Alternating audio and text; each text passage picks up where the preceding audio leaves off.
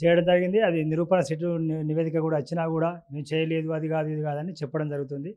అసలు అది కల్తే కాదు, అసలు అందులో నెయ్యే లేదు, అసలు మొత్తానికి అది కెమికల్ లడ్డుగా ఒక 80 లక్షల లడ్డులు తయారు చేసి కోటి మందికి ఇవ్వడం జరిగింది. 80 కోట్ల లడ్డులు చేసి ఇంతమందికి ఇవ్వడం జరిగింది. అదంతా భగవంతుడే కొద్దిగా చూసుకొని ప్రక్షాళన చేసిండు. జగన్మోహన్ రెడ్డిది ముఖ్య ఉద్దేశం ఏంటంటే హిందువులు అనేవాళ్ళు లేకుండా చేసి మొత్తం క్రిస్టియన్స్ చేయాలని ఆయన ఒక ఆలోచన. ఎందుకంటే ఈ కత్తులు రెడీ చేయడం ద్వారా భక్తులు ఎవరు రారు తిరుపతికి.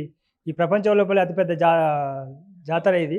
ఈ జాతరకి ఇంత మంది వస్తారు కాబట్టి దీన్ని మన లడ్డూని మొత్తం కెమికల్ చేసి అది చేయడం ద్వారా, రుచి లేకపోవడం ద్వారా ఇది మొత్తం ఫేమస్ అయిపోయినాక మొత్తం అంత క్రిస్టియన్స్, ఇప్పుడు ఊరు క్రిస్టియన్స్ అన్ని మన హిందువులను గుంజుకుంటారు కదా, అది పెద్ద క్షేత్రాన్ని కనుక మనం అది చేస్తే మొత్తం అయిపోతున్న ఉద్దేశంతో అప్పుడు గత ప్రభుత్వం ఈ క్రిస్టియన్ మత స్థాపన కోసమే మొత్తం పోరాటం చేసింది. అప్పుడు మళ్ళీ ముంతాజ్ హోటల్ కూడా మటన్ చికెన్ అన్ని పెట్టడం కోసం ముంతాజ్ హోటల్ కూడా పర్మిషన్ ఇవ్వడం కూడా జగన్మోహన్ రెడ్డి చేసింది. మొన్న మేము లొల్లి పెట్టి కూడా ముంతాజ్ హోటల్ క్యాన్సిల్ చేసినాం. ఇప్పుడు లడ్డు కల్తీ గురించి కూడా మేమే ఇప్పుడు దాన్ని పోరాటం చేస్తున్నాం. ఇప్పుడు ప్రతి ఒక్క హిందూ అనేవాడు ఎవడు కూడా ఏ మత పొలకు ఓటేయకూడదు. ప్రతి హిందువుకే ఓటేయాలి, అందులో మంచి వాళ్ళు చూసుకొని ఓటేయాలి. వేరే మత పొడికి ఓటేస్తే వాడు అదే వాని మతాన్ని ప్రచారం చేసుకుంటాడు ఎప్పుడు కూడా. అది మాత్రం ప్రతి ఒక్క హిందువు కూడా దయచేసి కూడా గమనించాలి. ప్రతి హిందువుకే ఓటేయాలి. కానీ గతంలో కేవలం లడ్డు మాత్రమే కాకుండా ఇతర కైంకర్యాల్లో కూడా అంటే చేతివాటం చూపించి ప్రతిదీ కూడా ఒక ఆదాయ వనరుగా తిరుమలని చూశారు. అంటే నిజానికి జగన్మోహన్ రెడ్డి గారికి కనీసం స్వామివారంటే భయం కానీ నమ్మకం కానీ ఇలాంటివి గతంలో ఎప్పుడు భయము నమ్మకం లేదు, ఆదాయ వనరుగా మాత్రమే చూస్తుండు. వాళ్ళ మతాన్ని డెవలప్ చేసుకోవడం కోసం ఆదాయ వనరుగానే. ఇప్పుడు వరహస్వామి కాడి విగ్రహాలు ధ్వంసం, అలా బంగారం 20 కిలోల బంగారం లూటీ చేయడం జరిగింది. ఈ తిరుమల మన గోవిందరాజ స్వామి కాడ కూడా అదే ప్రకారంగా జరిగింది. ఇవన్నీ కూడా మళ్ళీ రావాలి. మన హిందువులు అందరూ దయచేసి అందరూ గమనించి అదంతా మొత్తం బయటికి తీసి అదంతా వాళ్ళకి శిక్ష పడేటట్టు కూడా చేయాలని నా యొక్క మనవి. సో ఇప్పటికైనా అంటే భూమన కరుణాకర్ రెడ్డి గారు చేశారు టీటీడీ చైర్మన్గా, లేకపోతే సుబ్బారెడ్డి గారు చేశారు. అలాంటి వ్యక్తులు కనీసం హైందవ ధర్మాన్ని కాపాడాల్సింది పోయి పదే విమర్శించడం, లేకపోతే ఇంకా దాన్ని ఒక ఓటు బ్యాంకు రాజకీయం చేయడం ఎంతవరకు? అయితే హైందవ సమాజంలో వాళ్ళకి ప్రేమ లేదు స్వామి. మెయిన్గా ప్రేమ లేకపోవడము, వాళ్ళు కేవలం ఆదాయ వనరుగా వాళ్ళ రాజకీయ లబ్ధి కోసం, డబ్బు సంపాదించుకోవడం కోసం, డబ్బు కోసమే తప్ప వాళ్ళు వేరే దేవుని మీద భక్తితో కానీ దేంతో లేదు. ఇప్పుడు కూడా జగన్మోహన్ రెడ్డి ఏనాడు కూడా వాళ్ళ భార్య సతీ సమేతంగా వచ్చిండా? ఏ పార్టీలో ఉన్నా ఏ కథ ఉన్నా ఆ గుడికి పోయిందంటే భార్యాభర్త సమేతంగా రావాలి. ఏనాడు కూడా రాలేదు, ఏనాడు కూడా ఒక సంతకం పెట్టి ఇట్లా రాలేదు ఈ మతం అని చెప్పి. భార్యాభర్త సమేతంగా ఎప్పుడైనా హోమం చేసిండా, యజ్ఞం చేసిండా? ఏం లేదు. ఖాళీ రావడం, పోవడం, ఆదాయ వనరులను చూసుకోవడం, డబ్బు తీసుకోవడం, వెళ్ళిపోవడం, అంతే తప్ప కానీ ఎప్పుడు కూడా ప్రేమతోటి మన హిందువుల మీద ప్రేమతోటి కానీ దేంతో కూడా ఆయన చేయలేదు. కాబట్టి ఆయనకు ఖచ్చితంగా ఆయన చేసినటువంటి తప్పులన్నింటినీ కూడా అందరూ శోధించి సాధించి ఆయన శిక్షపడేలా చేయాలని నేను విజ్ఞప్తి చేసుకుంటాను. జై శ్రీరామ్.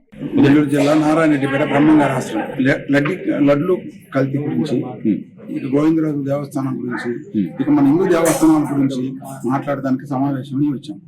సాధు మహాత్ములు ఏమంటే ఇక వేరే మతస్థులు వచ్చి మన దేవాలయాల మీద పడి విగ్రహాలను ధ్వంసం చేయడము, తర్వాత మరి 7 కొండలు కాదు 2 కొండలని చెప్పడము, తర్వాత పోతే ముంతాజీ వాటర్లను పాస్ చేయడము, ఇటువంటి మందు ఇందు పైకి పంపించడము, ఇదంతా పోయిన గత మనం పరిపాలన చూసాం.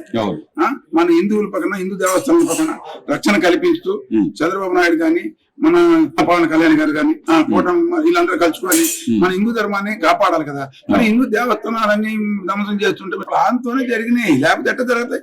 7 కొండలు పురాతనం నుంచి ఉంటే 2 కొండలు ఎట్ట చెప్పాడు ఆయన.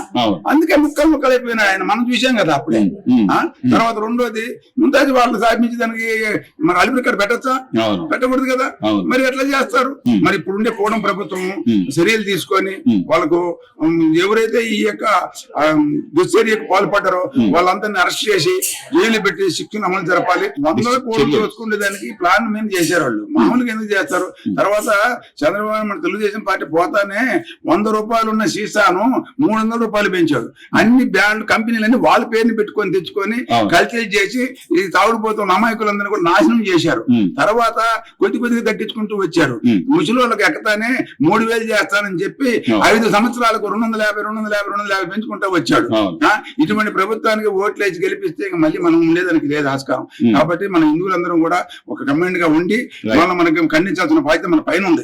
సాధువుల పైన కదా, అందరూ హిందువుల పైన అందరి పైన ఉంది. అది కరెక్ట్ కాదండి. ప్రజలు ఎంతో మంది భక్తి శ్రద్ధలతో స్వామివారిని దర్శించుకోవడానికి కోట్లాది లక్షలాది జనం వస్తున్నారు. ఆ జనాలను ఇదిగా చేసి వాళ్ళు తినే లడ్డులో కల్తీ ఉంది అని అంటే అసలు ఆ లడ్డు మేము అతి పవిత్రంగా తీసుకుంటాం. మేమే తీసుకొని మా ఇంటి చుట్టుపక్కల మా రిలేటివ్ వాళ్ళకు కూడా మేము ఇస్తాము. అది కల్తీ అంటే మేము ఇచ్చింది మేము ఇయ్యాలా వద్దా, అసలు కొనాలా వద్దా అనే భయంతో కూడా మేము ఇదైపోతున్నాము. అది కరెక్ట్ కాదు. వాళ్ళు చేసింది చాలా వరకు తప్పు. మళ్ళీ అది కప్పిపుచ్చుకోవాలని నానా రకాలుగా మాట్లాడుతున్నారు. అది మాత్రం అందరు ఖండించాలండి. ఇది ఇంకా ఇలా జరగకుండా చూడాలి. అది మన బాధ్యత. అందరం కలిసి ఇలా జరగకుండా ఇంకా ముందు అలాంటివి ఉండకూడదని నేను అనుకుంటున్నాను. అలా అయితే ఏమైంది, ఇలా అయితే ఏమైంది అని కూడా మాట్లాడుతున్నారు. అది పెద్దవాళ్ళని గర్వంతో మాట్లాడుతున్నారు. అది కరెక్ట్ కాదు. ప్రజలు అన్ని చూస్తున్నారు. ఏది మంచి ఏది చెడు అనేది కూడా గమనిస్తున్నారు. అందుకని ఇది ఎవరు కరెక్ట్ కాదని చెప్తున్నారు.